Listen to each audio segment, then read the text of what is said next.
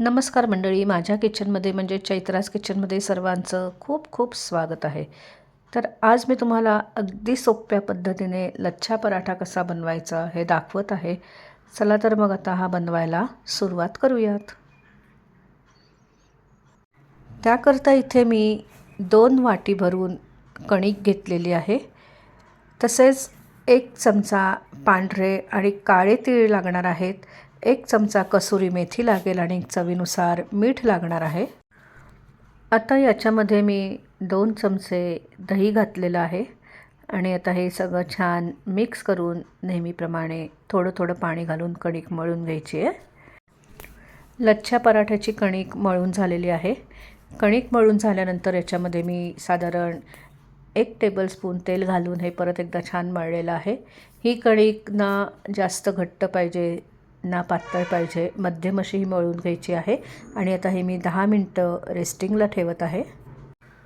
कणिक 10 मिनटं रेस्टिंगला ठेवल्यानंतर परत एकदा ती छान मळून घेतलेली आहे आणि त्याची नेहमीप्रमाणे पोळी लाटून घेतली. आणि आता सुरीच्या सहाय्याने या पोळीला उभे असे आपल्याला जेवढे पातळ करता येतील तेवढ्या अशा याच्या पट्ट्या करून घ्यायच्या आहेत. जशा आपण कंदील बनवताना कशा पट्ट्या बनवतो त्याप्रमाणे अशा बारीक पातळ पट्ट्या बनवायच्या आहेत. जेवढ्या पट्ट्या बारीक तेवढा लच्छा पराठा छान बनतो. आता आपल्या दोन्ही हाताच्या अंगठ्या आणि पहिल्या बोटाने अशा प्रकारे ही पोळी दुमडत जायची आहे, फोल्ड करत जायचं आहे. आणि त्यानंतर आपण चकली किंवा कडबोळं कसं गोल फिरवतो किंवा पोळीची लाटी कशी आपण गोल करून घेतो त्याप्रमाणे हे असं गोल करून घ्यायचं आहे. अशा प्रकारे बनवून घ्यायचं आहे आणि मग पोळी लाटायला घ्यायची आहे. त्यानंतर हलक्या हाताने अशा प्रकारे पोळी लाटून घ्यायची आहे. एकीकडे मी तवा तापवायला ठेवला होता आणि त्याच्यावर आता हा लच्छा पराठा घातलेला आहे. साईडनी याला छान तूप सोडलेलं आहे. तर हा पराठा दोन्ही बाजूनी अशा प्रकारे छान भाजून घ्यायचा आहे. हे बघा लच्छा पराठा किती छान झालेला आहे. आता हे मी तुम्हाला दाखवते.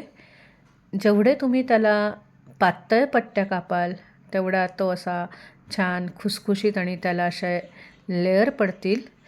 तर हे बघा छान असे याला हे लेयर पडलेले आहेत आणि मस्त असा हा लच्छा पराठा तयार झालेला आहे. तर अशा प्रकारे सगळे पराठे बनवून घ्यायचे आहेत. मस्त असा लच्छा पराठा तयार झालेला आहे.